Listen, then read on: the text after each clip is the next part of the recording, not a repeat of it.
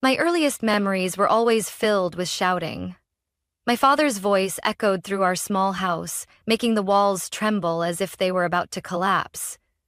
My mother always tried to stay calm, probably thinking about me and my younger brother, Caleb, but sometimes she couldn't hold it in. The arguments kept repeating, day after day, like an endless cycle. At that time, I was only 7, and Caleb was just 3. Too young to fully understand what was happening, but I knew.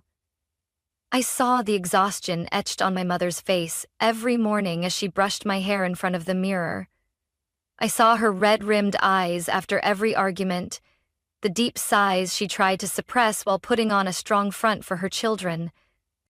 I still remember that morning vividly when she softly sang an old lullaby while brushing Caleb's hair. I thought it was just another ordinary day, but that was the last time I saw her do that. That afternoon, my father's rage exploded louder than ever before. "Lisa, you always argue with me!" His voice roared, making Caleb flinch and burst into tears. "I just want to live my own life, Andrew," my mother fired back, her voice trembling but firm. "You control everything I do, everyone I talk to. I can't live like this anymore." Her final words echoed in the air, leaving behind a heavy silence that suffocated the entire house.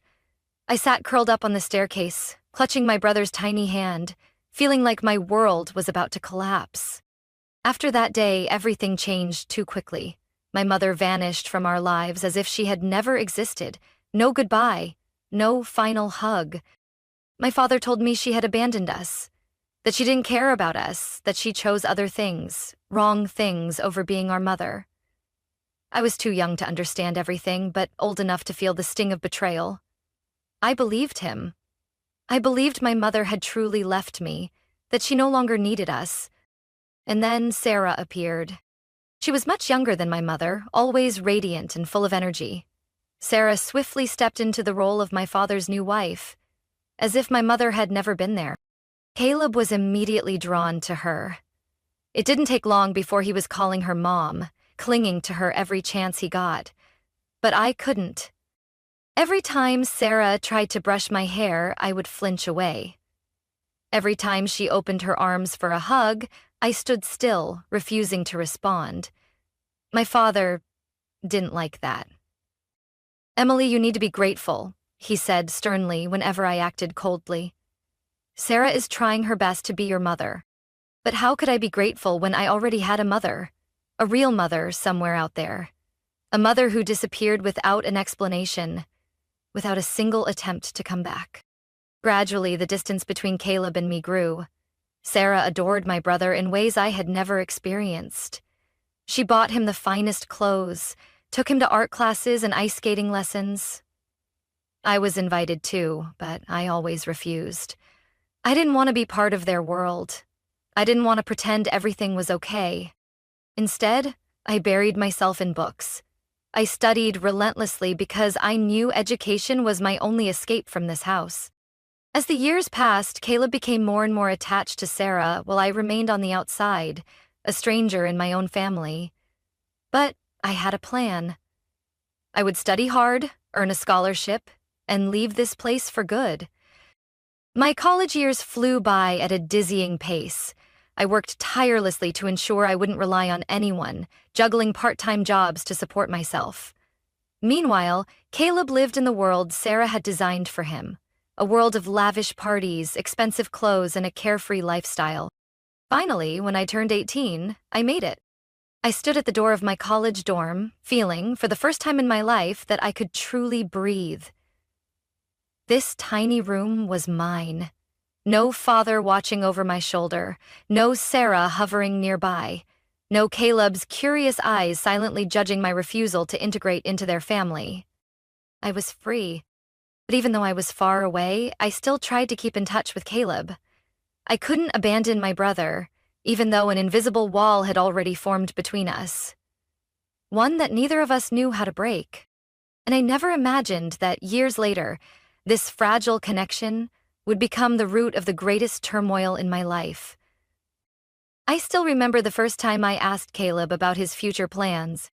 "What college are you applying to?" I asked during a short visit home.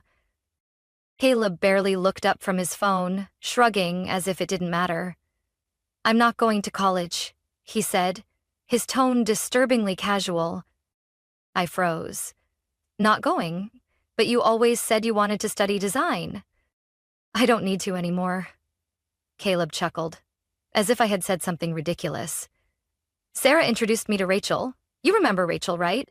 She's the only daughter of the Harper family. You know, the investment real estate empire. They're insanely rich, Emily, and Rachel is completely obsessed with me." I didn't know what shocked me more. Caleb completely giving up on his dreams, or the way he talked about his life as if it were just part of a predetermined plan. "So, you're going to marry her?"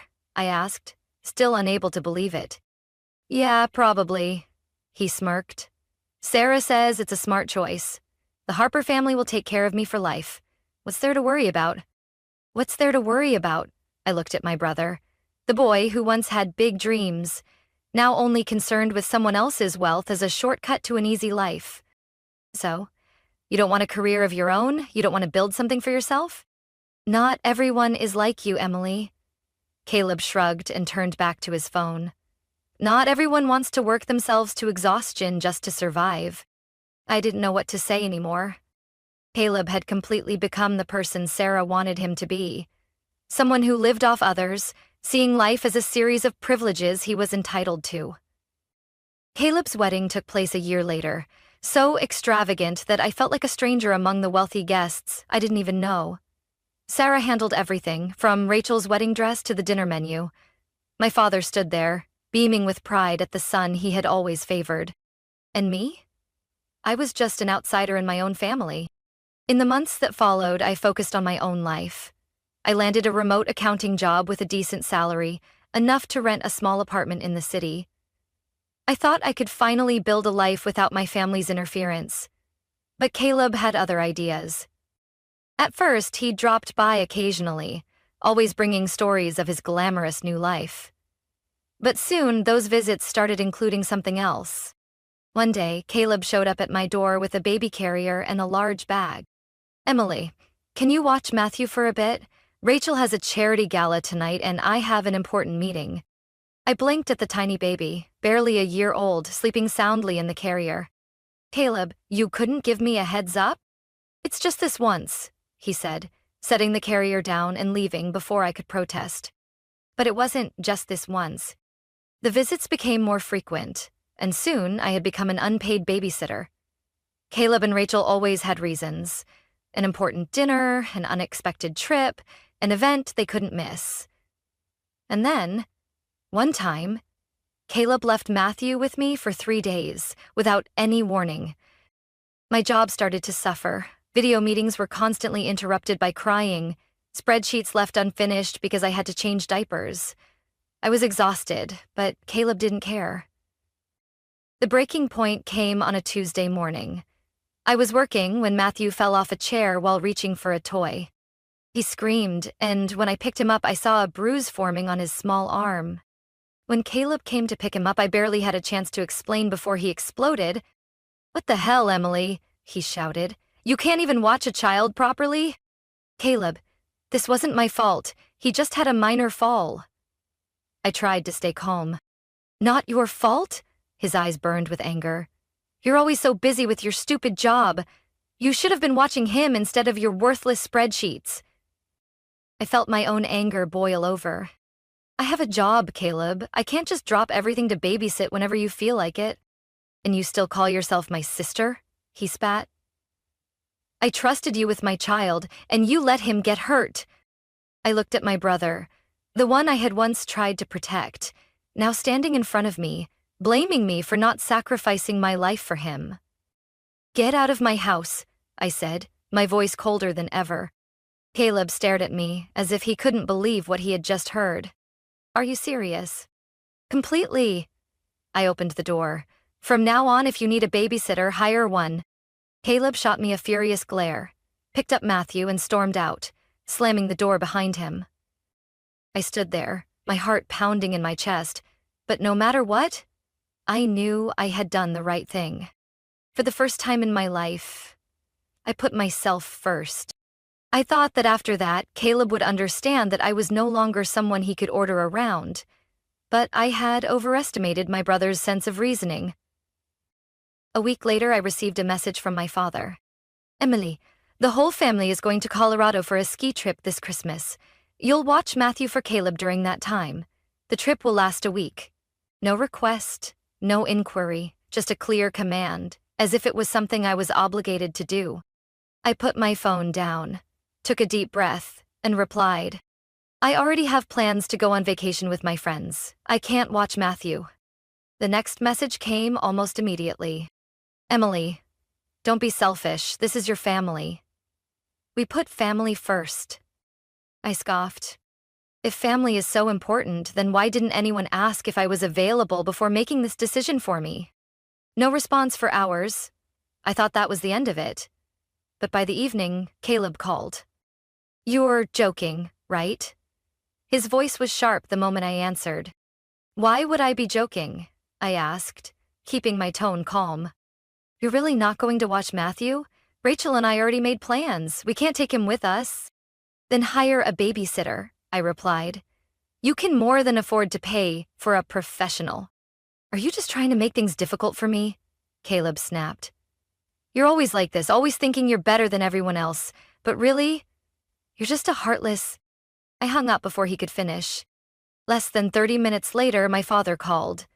I looked at the screen, feeling a headache coming on. I wasn't planning on answering, but then I thought, maybe this was the moment to put an end to everything. I pressed accept. Emily, what do you think you're doing? His voice was firm, but I could hear the frustration in every word. I've already made myself clear, I replied. I'm not watching Matthew. You're disappointing the family. You should be grateful for everything Sarah and I have done for you. We've cared for you your entire life, and now you're turning your back on us? I let out a dry laugh. You cared for me? Or did you just want me to do everything you expected? You should think carefully, Emily, he said, his tone dropping lower. If you continue this way, don't expect anything from this family anymore. I knew exactly what he meant. You mean the inheritance? I asked, my voice turning cold. You're going to leave everything to Caleb, aren't you? Silence. I laughed. Then go ahead, Dad. I don't care. You'll regret this. I won't. I hung up. I sat quietly in my apartment, staring out at the night sky. I used to think that, no matter what, Caleb was still my brother. But now I realized I had no reason to hold on to a relationship that only existed for others' benefit. I was free. 3 days later, I left the city with my friends, heading to a mountain resort. For the first time in years, I felt like I could truly enjoy life without looking back. And then, the message came. Your mother wants to connect with you. The name on my screen made me freeze. Lisa Mitchell. I stared at the notification for a long time, my heart pounding. I hadn't thought about my mother in years. Or rather, I had forced myself not to think about her. I had convinced myself that she no longer existed in my life. But now, she was reaching out. Finally, I tap on the message. Emily, I saw your father's post. I know this may be a shock, but I truly want to talk to you.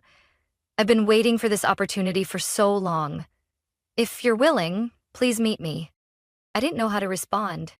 I had grown up believing that my mother didn't care about me, that she left without ever looking back. But now, I wasn't so sure anymore. I texted back, we can meet. I chose a quiet cafe to meet her. As soon as I walked in, I recognized her instantly. Still the same eyes, still the same petite frame. When she saw me, tears shimmered in her eyes. Emily, she said, her voice trembling. I sat down across from her. I want to know the truth, I said. She nodded. And then she told me everything. My father had done everything in his power to keep her away from us. He sent her pictures of Caleb and me with Sarah, telling her that we had a new family and didn't need her anymore. He even made up stories claiming that Caleb and I didn't want to see her. But the worst part? My mother had never actually abandoned us. All the money I sent you since you turned 18, you never received it? She asked. I shook my head. My father had lied. He kept every penny she had sent me and never told me about it. I felt like I had been deceived my entire life. That night, I made a post on social media. For years, I believed my mother abandoned me. But today, I learned the truth. My father kept her out of my life. He lied to me, kept the money she sent for me, and made me believe she didn't love me. The post exploded. Friends, relatives, even people who had once known my family shared it. I received a message from my father. Emily, you don't understand what's happening. Let me explain. I didn't read it. I blocked his number. Then I blocked Caleb. I didn't know anyone anything anymore. I had found my mother, and for the first time in years, I didn't feel alone. I moved into a small apartment not far from my mother's home, a quiet place where I could finally start over. After years of feeling controlled and used, I could finally breathe freely without looking back. In the peaceful evenings, I often visited my mother, helping her prepare dinner or simply sitting by her side, listening to stories about my childhood that I had never known. Each time, I felt a little lighter, as if I were slowly piecing together the memories that had been stolen from me for so many years. One day, while sorting through a few boxes left from my move, my mother suddenly asked, "Do you think you'll ever reach out to Caleb again?" I set my book down and looked at her for a long moment. "I don't know," I sighed. "Maybe one day, if he learns to think for himself. But I'm not holding my breath." She didn't say anything else, just nodded gently. She understood. She knew how much Caleb had been influenced by my father and Sarah, and perhaps, just as I had once been manipulated by their lies, my brother needed to realize the truth for himself. But I no longer wanted to wait or hope for something that even he didn't want to change. Now I had a new life, a life I had chosen for myself. And more importantly, I had found my real family. A family not built on obligation or control, but on love, respect, and truth. Life doesn't always give us a perfect family, but we always have the right to choose the people who truly deserve to be called family. Emily spent her childhood seeking approval from those who only wanted to control her, but in the end, she realized that true family isn't defined by blood. It's defined by honesty and genuine care. Sometimes, in life, we have to walk away from toxic relationships to truly find ourselves, and when we are strong enough to do that, true freedom begins. What do you think about Emily's story? If you were in her position, what would you do? Share your thoughts in the comments. Don't forget to follow the channel for more thought-provoking stories about family, life, and the choices that shape us.